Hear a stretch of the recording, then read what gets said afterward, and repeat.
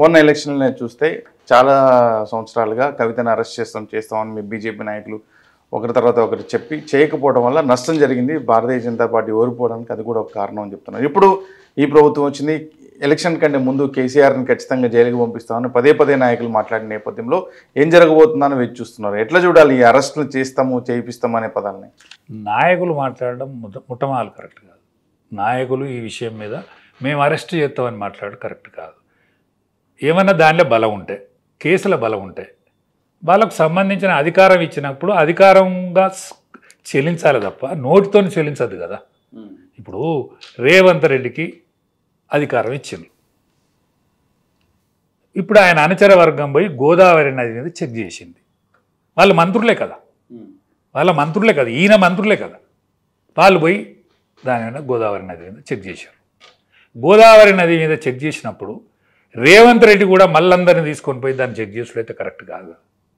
Parliament ఎన్నికలు ఉన్నాయని, parliament ఎన్నికలలో రేవంత్ రెడ్డి నేను చూస్తానా గోదావరి నదినని, నువ్వు దాని మీద చర్య తీసుకున్నందుకు నేను ముఖ్యమంత్రి చేశారు కదా.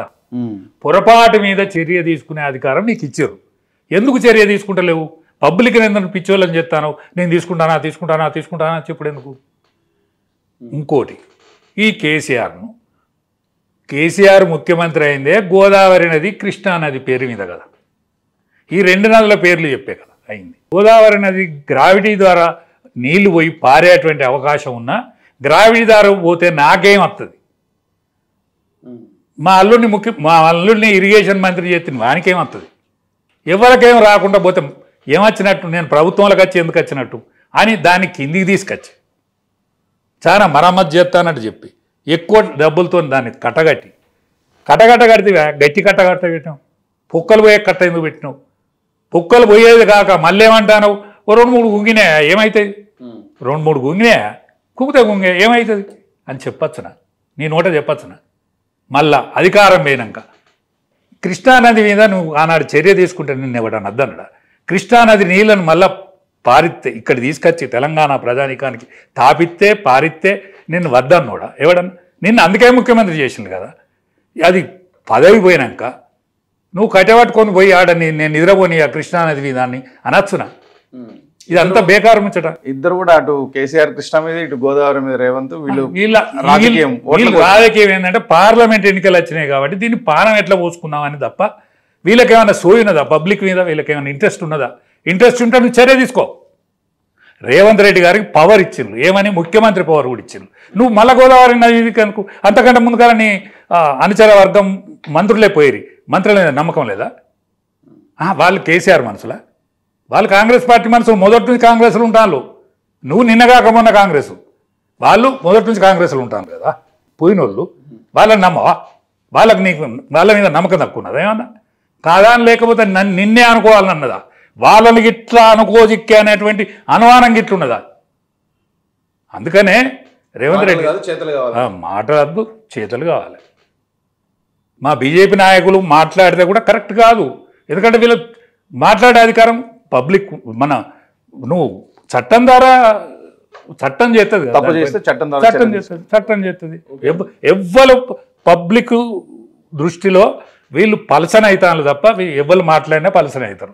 కేసీఆర్ నేను నిద్రపోనియా అంటే నిద్ర ఎందుకు పోనియావు? రేవంత్ రెడ్డి నిద్రపోతా అంటే నువ్వు నిద్రపోనివా? నీకేం హక్కున్నదో అన్న. నువ్వు 10 సంవత్సరాలు ముఖ్యమంత్రివి, దాని పేరు మీదనే ముఖ్యమంత్రి అయినవి, కృష్ణా నది యొక్క స్వరూపం తెలిసినవి, నీళ్ళ లెక్క తెలిసినవి, ఆ నీళ్ళ లెక్క ముచ్చట చెప్పు. అంతకంటే ముందుగానే చెప్పాల్సి ఉండే. నీ పదవి పోయినాక నేను నిద్రపోనియా అని మాట్లాడు కరెక్టా?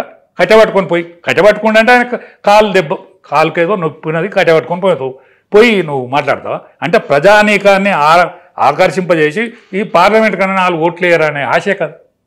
దీని వెనుక ఆశ దాగి ఉన్నది. ఆశ ఎవరు దాగి ఉన్నా మంచిది కాదు. ఓకే, ఆశలు కాదు అరెస్టులు కావాలి. నేరం చేస్తే రుజువు చేసే నీకు కనుక వ్యవస్థ లేకపోతే, రుజువు చేసే నేరం దొరకకపోతే నువ్వు నోరు దగ్గర పెట్టుకొని మాట్లాడాలి. ఇట్లా మాట్లాడటం వల్ల మీరైతే నష్టపోయారని ఒప్పుకుంటున్నారా? ఖచ్చితంగా నష్టపోయినా ఏం లేదు, కానీ నా వయసు నష్టపోయినా మంచిదే. దీని గురించి కాదు, గతంలో అరెస్టులు చేస్తాం అని చేయకపోవడం వల్ల మీ పార్టీ నష్టపోయిందని నేను ఒప్పుకుంటా. ఎందుకంటే నా వయసు కూడా ఒప్పుకోకపోతే నేను దేనికోసం ఆశించి బతికేతాను కాదు అయినట్టే కదా. ఇప్పుడు కేసీఆర్ని విమర్శించే అధికారం కానీ రేవంత్ రెడ్డిని విమర్శించే అధికారం కానీ నాకు లేనట్టే కదా. నా పార్టీ ఏదైనా చిన్నదో పొన్నదో పొరపాటు చేస్తే నేను అది కూడా కరెక్ట్ అని ఒప్పుకోకపోతే నా విమర్శకేం విలువ ఉన్నట్టు. చేయగలుగుతారంటారా? ఈ తప్పు చేసిన వాళ్ళు అరెస్ట్ చేయగలుగుతారంటారా? ఖచ్చితంగా నేరం ఎవరిని ఇడిచిపెట్టలే ఇప్పటి వరకు. నేరం చేసిన వాళ్ళు ఎవరన్నా తప్పించుకున్నారా నేరం నుంచి? నేరం నుంచి ఎవరు తప్పించుకోలే. నేరం చేసిన వాళ్ళందరికీ కూడా శిక్ష పడు పక్క. ఆ శిక్ష తప్పించుకోవడానికి మళ్ళీ మీ పంచకొస్తారనే కదా. పంచకత్తే చట్టం దాని పని అది చేసుకుపోతుంది. పంచకచ్చినా ఏం కాదు, భ్రమపడతారు పంచకపోతే అవుతుంది కావచ్చు అని. కానీ ఆయన ఎవడు పంచకు రానిత్తలేడు, ఆయన నేరం పోయేది లేదు. ఈ తోడనే నష్టపోయారు కదా అని మళ్ళా చర్చ. ఇప్పుడు ఇదివరకు వాళ్ళు కాంగ్రెస్ పార్టీ చెప్పిన మాట విన్న ప్రజానికాన్ని అతికించగలిగింది నిజం. కానీ ఇప్పుడు అతికించలేరు ఎవరు. అప్పుడు అతికిన సమయం వేరు, సందర్భం వేరు, దాని యొక్క టైం వేరు. ఎప్పటికప్పుడు టైంలు మారుతాయి. రైట్, థ్యాంక్ యూ రాజేంద్ర గారు.